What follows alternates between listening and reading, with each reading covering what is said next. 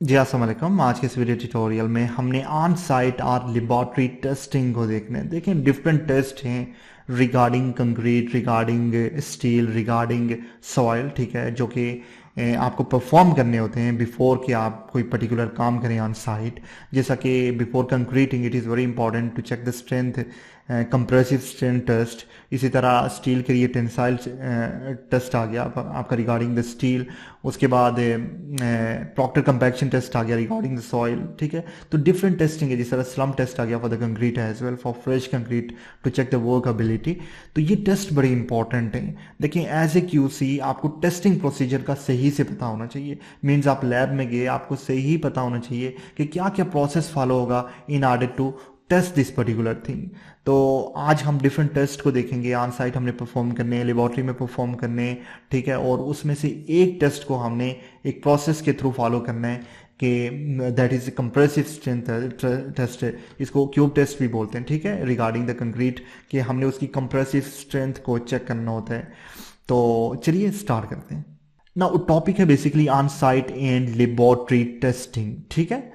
उसमें different test है, जैसे अर्लियर के कंक्रीट टेस्ट भी आ गया, कंक्रीट कंप्रेसिव स्ट्रेंथ टेस्ट भी आ गया, टेंसाइल फॉर स्टील, और उसके बाद Proctor compaction for the soil, ठीक है। ये तमाम टेस्टिंग हमने देखनी है। आज पर्टिकुलर वीडियो में हमने कंप्रेसिव स्ट्रेंथ टेस्ट को भी देखना है, सही है। उसको हम कंप्लीट प्रोसेस के थ्रू फॉलो करेंगे, लेकिन उससे पहले हम ये देख लेते हैं कि on site in laboratory testing है क्या। A detailed analysis of material sample taken from construction site to ensure that material meet quality and safety standard. तो टेस्टिंग करके आपने इस चीज़ को इंश्योर करना होता है कि ये जो पर्टिकुलर मटेरियल है ये क्वालिटी को मीट कर रहा है, जो भी क्वालिटी हमें रिक्वायर्ड होगी, सही है। कोई अगर स्टैंडर्ड को आप फॉलो कर रहे हैं तो उस पर्टिकुलर स्टैंडर्ड को ये मीट कर रहा है ये मटेरियल, सही है। तो टेस्टिंग बड़ी इंपॉर्टेंट है। इंपॉर्टेंट टेस्ट, इस तरह बहुत सारी टेस्ट हैं इन कंस्ट्रक्शन, लेकिन बड़े इंपॉर्टेंट है कंप्रेसिव स्ट्रेंथ टेस्ट, जिसको क्यूब टेस्ट भी बोला जाता है, जिसमें कंक्रीट की कंप्रेसिव स्ट्रेंथ को मेजर किया जाता है, सही है। Sieve analysis test, this is for aggregates, ठीक है, टू चेक द साइज। उसके बाद slump test to check the workability of concrete, ठीक है, कि वो कितनी वर्केबल है, सही है। उसके बाद tensile strength test for the steel. जाहिर है जो स्टील है वो टेंशन में ही यूज़ किया जाता है, तो उसकी जो टेंसाइल स्ट्रेंथ है उसको चेक किया जाता है। और Proctor compaction test for the soil. तो ये टेस्टिंग हमने वन बाई वन देखनी है। आज हमने बेसिकली फोकस करना है on compressive strength test, but before that हमने ये देखना है कि कौन कौन से टेस्ट हैं जो हम लेबोरेटरी में परफॉर्म करेंगे और कौन से ऐसे हैं जो हम साइट पे भी परफॉर्म कर सकते हैं।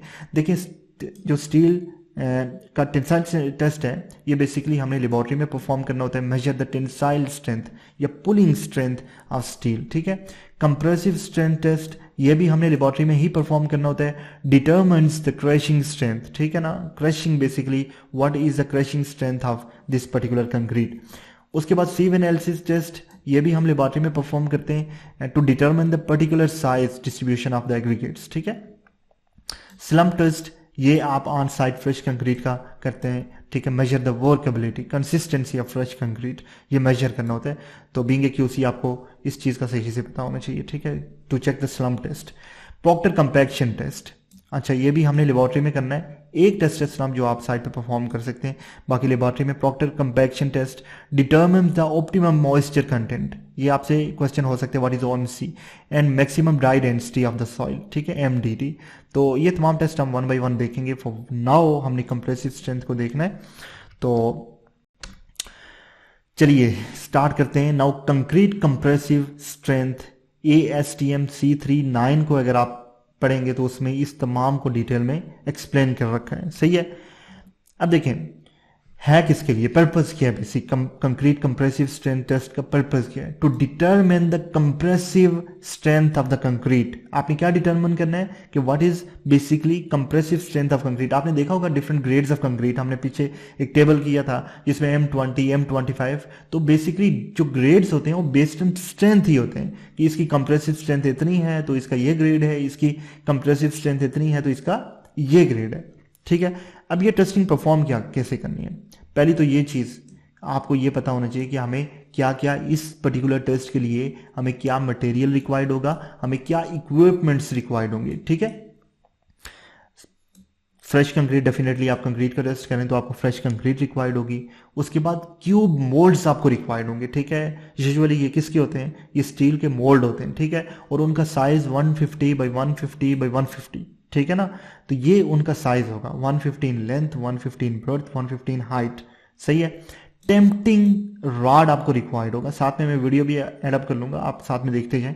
16 mm इसका डाया होगा, 600 mm इसकी लेंथ होगी, ठीक है। टेम्पटिंग रॉड बेसिकली हम यूज करते हैं in order to fill up, ठीक है ना, सही करके उसको कंपैक्ट करने के लिए। तो ये टेम्पटिंग रॉड आपको रिक्वायर्ड होगा, क्या फ्रेश कंक्रीट, क्यूब मोल्ड्स आपको रिक्वायर्ड होंगे, टेम्पटिंग रॉड आपको रिक्वायर्ड होगा, ट्रॉवल आपको रिक्वायर्ड होगी in order to fill the concrete over there, और आपको क्यूरिंग टैंक रिक्वायर्ड होगा जिसमें आप उस पर्टिकुलर जो क्यूब्स हैं आप उनकी क्यूरिंग करेंगे।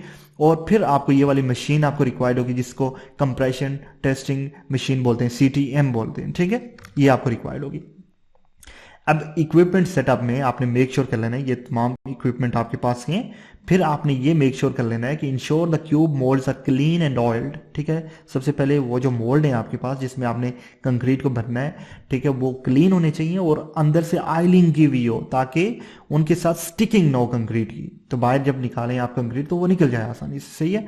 तो ऑयलिंग होनी चाहिए उनमें, और आपने जो मोल्ड्स हैं उनको लेवल्ड सरफेस प्लेस करना है। इंश्योर यूनिफॉर्म शेप को यूनिफॉर्मली गेट करने के लिए आपने क्या करना है, लेवल सरफेस पे उनको प्लेस कर लेना है। अब प्रोसेस ये होना है, आपने क्या करना है, fill the cube mould with the fresh concrete in 3 layers, ठीक है। अब 3 लेयर्स में आपने उस पर्टिकुलर कंक्रीट को वहां पे एडअप करना है। पहले 50 mm की एक लेयर बननी है, आपने टेम्पटिंग रॉड जो मैंने पहले इक्विपमेंट में आपको बताया उसके साथ आपने प्रॉपर कंपैक्ट करना है, और यूजुअली हम 25 टाइम इसको कंपैक्ट करते हैं थ्रू टेम्पटिंग रॉड, पहली लेयर को।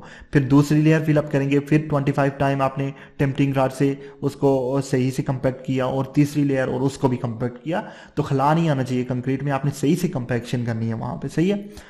After filling level the surface with trowel to ensure smooth finish, ठीक है ना। उसके बाद आपने ऊपर से सरफेस को लेवल कर देना है, और mark the cube with an identification number for tracking, this is very important. जिस तरह आप M25 या M20 की आप लेट्स सपोज कंक्रीट ग्रेड की आप टेस्टिंग कर रहे हैं, तो आपने वहां पे मार्क करना है उस जो ये पर्टिकुलर लेट्स सपोज हमारे पास क्यूब है ना, तो इसके अंदर आपने जो कंक्रीट है उसको यहाँ पे एडअप कर दिया। अब आपने यहाँ पे मार्क कर देना है कि ये M25 है, और भी कोई आइडेंटिफिकेशन नंबर आप यहाँ पे मार्क कर सकते हैं in order to separate those. जिस तरह डिफरेंट टेस्टिंग कर रहे हैं M20, M25, M30, तो आपने इसको मार्क कर देना है कि ये पर्टिकुलर क्यूब इस ग्रेड का है, सही है। तो ये भी बड़ा इंपॉर्टेंट है। इसके बाद आपने 24 घंटे के लिए इन क्यूब्स को छोड़ देना है, ठीक है। और फिर 24 घंटे के बाद आपने क्या करना है, आपने उन क्यूब्स को जो आपके पास क्यूरिंग वाटर टैंक होगा उनके अंदर उसको रखना है, सही है, in order to get the curing. फिर आपने क्या करना है, देखें वो जो पर्टिकुलर वाटर है उसका मेक श्योर करना है कि जो टेम्परेचर है इन बिटवीन 25 टू 30 डिग्री है, ठीक है, फॉर द प्रॉपर हाइड्रेशन। 27 ±2 मतलब 25 भी हो सकते हैं, 29 भी हो सकते हैं, सही है।